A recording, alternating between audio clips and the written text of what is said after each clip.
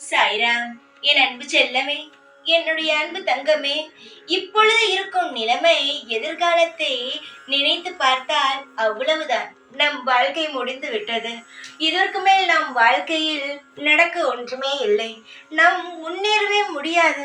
அனைத்தையுமே இழந்து விட்டேன். ஆனால் இதற்கு மேல் நான் நன்றாக இருப்பேன் என்று யார் சொன்னாலும் நம்பவே மாட்டேன். ஏனென்றால் என்னிடம் இப்பொழுது இழப்பதற்கு ஒன்றுமே இல்லை.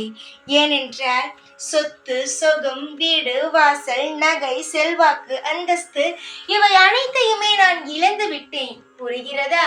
அதனால் நான் இதற்கு மேல் இழக்க ஒன்றுமே இல்லை என்று கவலைப்படுகிறாய். தங்கமே, நீ இப்பொழுது எதிர்காலத்தை பார்க்கிறாய்.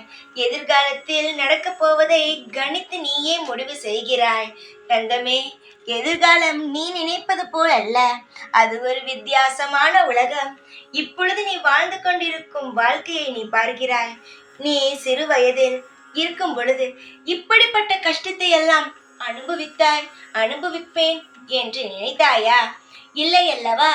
அது போலத்தான் எதிர்காலத்தில் நடக்கப் போவது. அது எப்படி நடக்குமோ அது நடக்கட்டும். நிகழ்காலத்திற்குள் வா.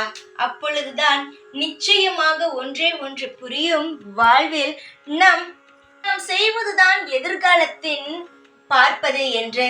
தங்கமே, வாழ்க்கையில் இப்பொழுது நடப்பதை வைத்து எதிர்காலத்தை தீர்மானித்து விடாதீர்கள். எதிர்காலத்தை தீர்மானிக்க தெய்வம் நாங்கள் இருக்கிறோம். அதனால் எதிர்காலத்தை பற்றி கவலைப்பட வேண்டாம். அதே போல இப்பொழுது நடக்கும் வாழ்க்கையை வைத்து உங்கள் தலையெழுத்தே அதுதான் என்றும் தீர்மானித்து விடாதீர்கள். ஏனென்றால் மிகப்பெரிய உலகம் உனக்காக காத்து கொண்டிருக்கிறது. அது அனைத்தையும் நீ இன்னும் பார்க்கவே இல்லை. ஆனால் சீக்கிரமாகவே பார்ப்பாய். சில சமயங்கள் நம் வாழ்க்கையில் தோற்று போவது போல் இருக்கும். ஆனால் கண்டிப்பாக தோற்று போகவே மாட்டோம். எதற்கு நீ தெய்வத்தை வணங்குகிறாய்?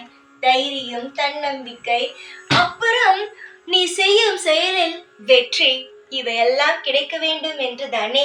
அப்படி இருக்கும் பொழுது நீ செய்யும் விஷயத்தில் எப்படி தோல்வியடைவாய்? ஆரம்ப காலகட்டம் உன்னை சோர்ந்து போக வைத்தாலும் நிச்சயமாகவே நீயே சுறுசுறுப்பாக எந்திரித்து உன் வேலையை செய்ய துவங்குவாய். அப்படி ஒரு காலம் உனக்கு உருவாகும். இப்பொழுது நடப்பதை வைத்து எதையும் தீர்மானித்து வாழ்க்கையை நீ வெறுத்து விடாதே. அழகான வாழ்க்கை இருக்கிறது தங்கமே.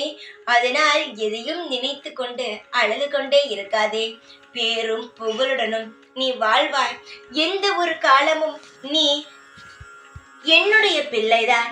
உன்னை தோற்று போக விடமாட்டேன். அழாதே.